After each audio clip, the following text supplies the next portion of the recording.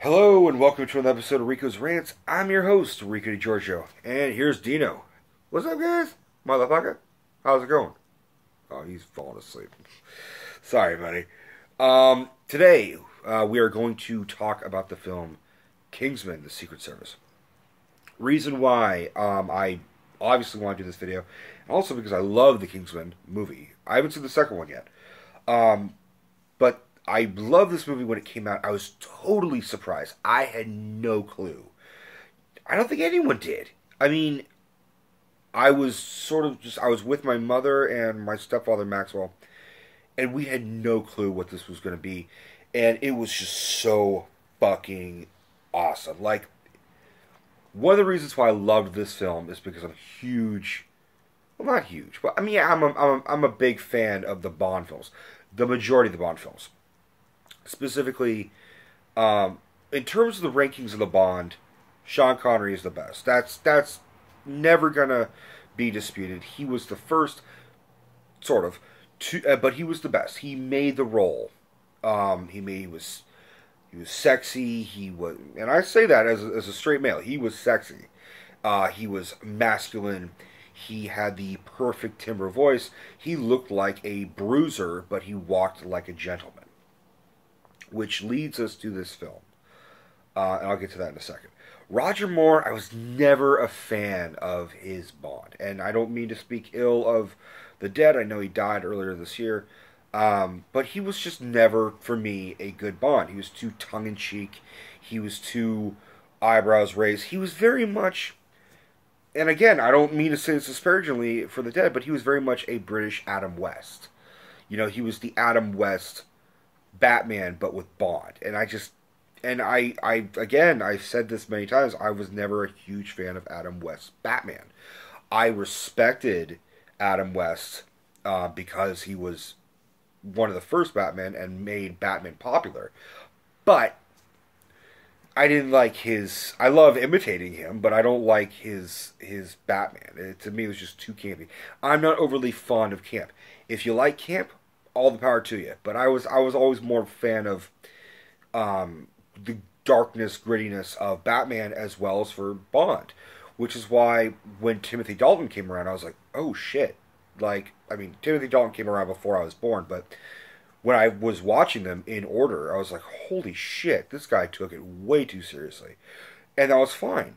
I appreciate it. I appreciate a serious literary adaptation Bond, but I also was like, I know why he didn't do a good. I know why the public didn't like him, is they were just so engrossed and used to Roger Moore's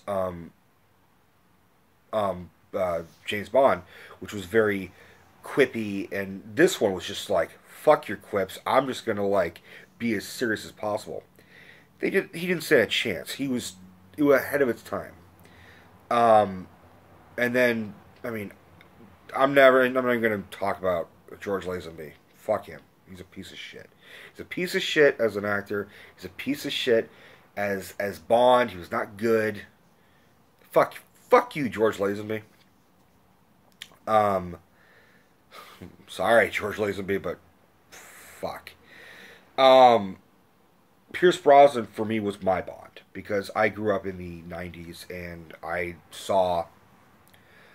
definitely saw one of them in theaters. I don't remember which one it was, but I remember watching GoldenEye and being like enamored and intrigued by the fact that it was a spoiler. The villain of that is 006.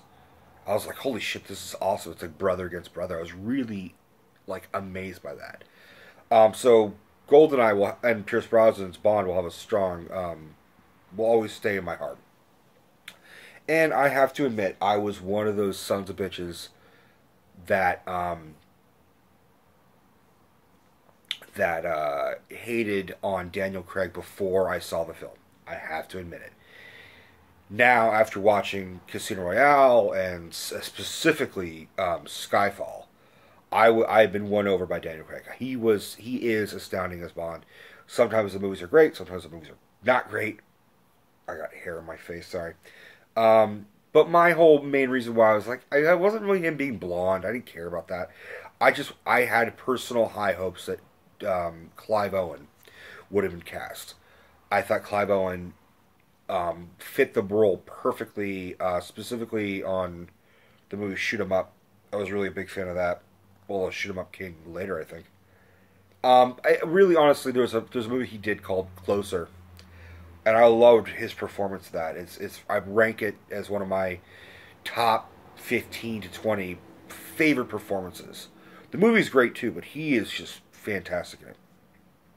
So one of my favorite parts of the Bond movies is the gadgetry bullshit. Like when Q and Bond are like, now pay attention, 007, this is a pen. You click it 3 times, it explodes. And I love that shit. I could watch 45 minutes to an hour or a whole movie just like a Bond be like, now what's this one? That type of shit. But what I love is that they basically took that whole thing and put it in Kingsman.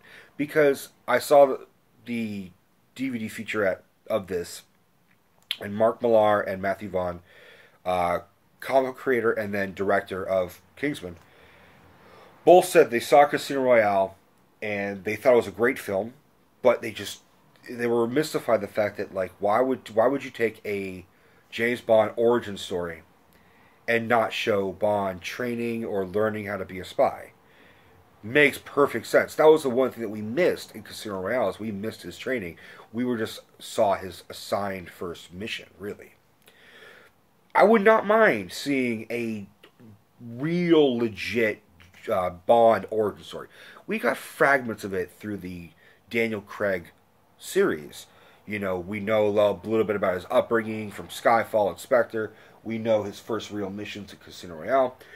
But that's really it. Like, it would have been nice to see him train. To, like, have someone stand over him and be like, you know, Bond, you're a fuck up. Or say that in a British accent. I don't do a very good British accent. So what a great idea to not really poke fun, but to really... It's not a satire. It's not a spoof. It's not a Mel Brooks movie. It's very much its own entertaining homage to the Bond franchise. And holy shit, I mean, I was... What Kick-Ass was to the superhero genre, Kingsman does to the James Bond films. I mean, it's so good. It takes the action and spikes it up to 11. It takes the sexuality, all the tongue-in-cheek, pun intended, gratuitous sexual scenes that, like, we saw Sean and Roger, Daniel, and all these other guys doing with these beautiful women.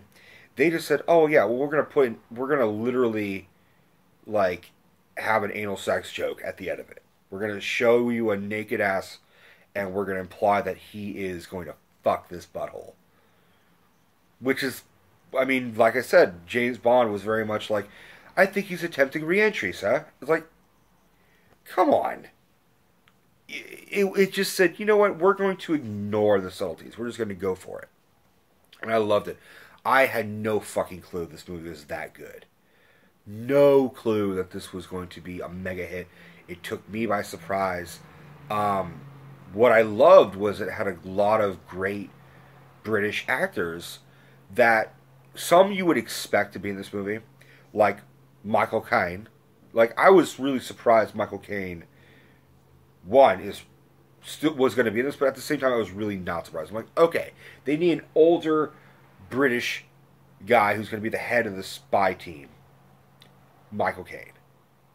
Like, it was one step away from them being like, well, how about Albert Finney? No, not Albert Finney. How about Sean Connery? Well, he's retired. Michael Caine. Makes perfect sense. But having Colin Firth, I would expect him to be in this movie, but I did not fucking expect Colin Firth to be as much of a fucking badass. Seriously. This is the guy who was wowing us in the King's Speech and stuttering the whole fucking time, worse than Hugh Grant. It'd be like seeing Hugh Grant kick some fucking ass. Blew me the fuck away. I was like, oh, I did not expect Colin Firth to look like he can whip some fucking ass. One of my all-time favorite British actors and overall actors, really underrated guys named Mark Strong. and he plays Merlin in this. Oh my god, I fucking love Mark Strong. Ever since I saw Rock and Rolla in theaters, I was like, holy shit, this guy is legit. Um, and then of course he was great in the Sherlock Holmes movie with Robert Downey Jr. I mean, he's the guy who basically looks like a British Andy Garcia. Bald guy, but looks like Andy Garcia. And he was the villain in Kick-Ass. And I remember watching him and be like, holy shit, this guy's intense. Also, he's an Italian, so I have fondness for Italian people, as you should probably guess. He was great in it. Another random one that just came out of nowhere, and this was his really big break, was Taron Egerton. Holy fuck. This kid, great. He had the Cockney, pissy, like, chip on his shoulder down perfectly. You see a true evolution. Okay, I'm getting ahead of myself. So, it's a spy movie. It's an homage to the Bond films and the, In Like Flint type of movies. And basically the Kingsmen are the new generation's knights, essentially. And what they are is that they're a secret organization based after World War I, where, all these people had died and the government kind of fucked them over and there was a war and all these unnecessary deaths. All these rich people were like, you know what, we should have our own way of helping the planet. So they really are the ultimate secret group. And they take on the appearance of being gentlemen and being, having their cover basically be like they're gentlemen at a tailor shop. But it's so much deeper than that. I mean, they have gadgets, they have guns, they have shields, they have planes, they have high-tech technology, and of course, with every great Bond movie, you have to have a great Bond villain. Now, look, do I like Samuel Jackson as an actor? Yes. Do I also think that I'm getting a little tired of seeing him in everything? Yes. Ted 2, the movie, had a great joke where it's like, you ever see any movie? He's the black guy. Like, that's really a strong... I mean, it's not inaccurate. It's pretty accurate. And the whole thing is if I didn't really know Samuel Jackson was in this going into the movie. Didn't know. And so when I saw it, I was like, oh, shit. But then he did something really fucking funny. He made this villain, 1, really interesting. 2, understandable. And 3, just quirky enough where it wasn't too ridiculous. Because he does a lisp. Which, at the first 30 seconds, you're just like, does he have a lisp? Am I hearing this right? And then you realize, oh, he's doing the deformed Bond villain thing where every Bond villain has some type of disfigurement or some abnormality. His version of that would be it's a lisp. Okay, well, it's kind of annoying at first when you're least expecting it. Another random actress in this is Sofia Boutella, who is now the current, or was the current Mummy. She is so much better in this than she is in The Mummy. In this one, she's sexy, she's dangerous looking, she's dangerous, and when she kills guys, you believe it. When she kills guys in The Mummy, you're like, alright, fuck. I admit, at one point she's breakdancing because she's got these blades that are her feet because she's an amputee. So she runs on sharp blades. And at one point she's breakdancing and you're just like, oh, fuck you. But then you're like, oh, you know what? This whole movie is just insane. So, okay, bring it. Go ahead. So the spies do a mission in the beginning, and one of the agents sacrifices himself to save the rest of the group. And years later, the son of that agent, played by Taron Egerton, named Eggsy, which I would always be curious why they never explain why he has his nickname Eggsy. It'd be just nice to know that. is now a troubled youth and sort of like had an amazing. He joined the Marines and then didn't do anything about it. He sort of gave up, and then his mother is a girlfriend of the wrong mob boss, basically. Like, not that there's a right mob boss, but so he's got this big chip on his shoulder, and he gets in trouble with the law, and he was given an item from Colin Firth's character when he was a small boy, being like, if you're ever in trouble, call this number and speak this coded phrase, blah, blah, blah. So he gets recruited and trained to be a Kingsman. So a good chunk of the movie is him training and becoming, and sort of doing it his own way and improvising, and at the same time, he fails. Like, not to really be a big spoiler about it, but he fails being a Kingsman at first because he is not one to follow rules. He's not one to just obey orders without question, which is really good because he has heart. And he tries to be this big macho guy, but he really is a sensitive fuck. Back to Samuel Jackson. The reason why I said he's a relatable villain is because he's a billionaire, and he's a philanthropist. It's really fucked. He wants to save the world. He does the opposite thing of a villain, which was he wants to save the planet.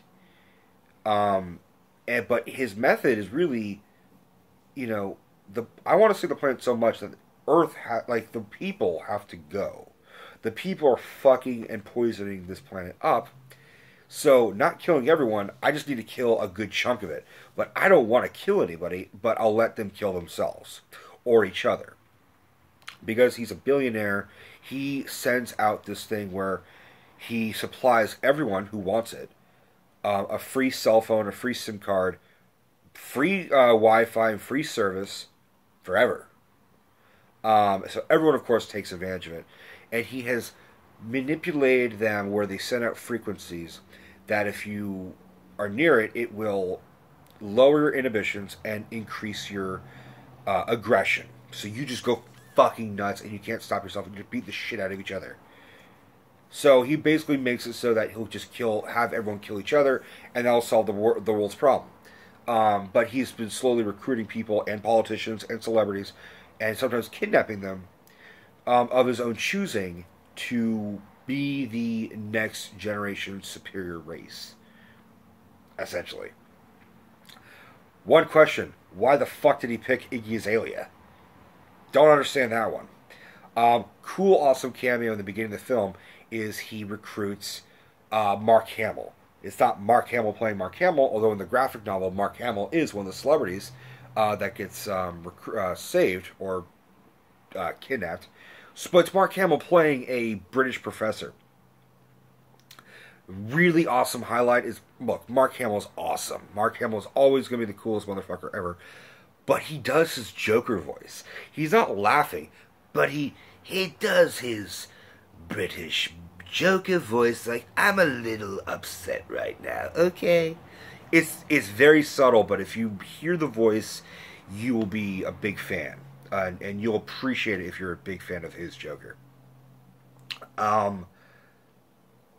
There's obviously there's other scenes, and I don't want to spoil anything. Colin Firth is amazing in it, but I do have to really fucking talk about my favorite scene.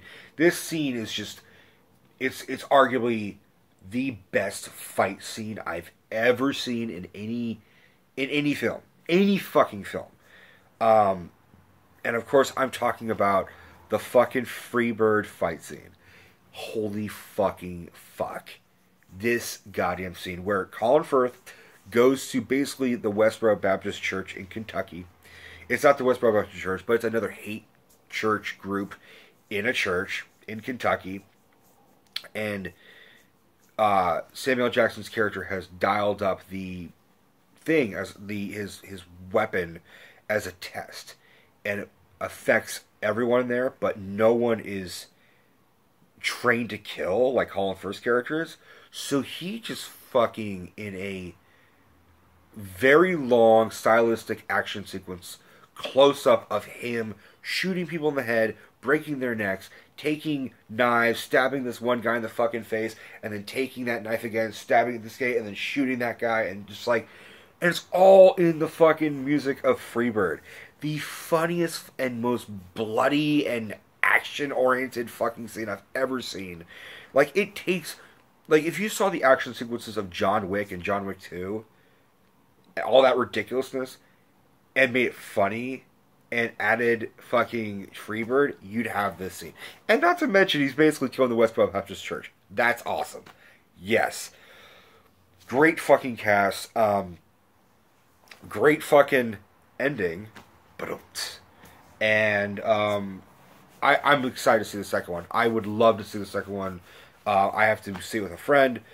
My mom and Maxwell have already seen it, so I'm jealous, and I've sort of sworn them, like, do not really tell me much. They did, Maxwell did kind of spoil the whole, how Colin Firth,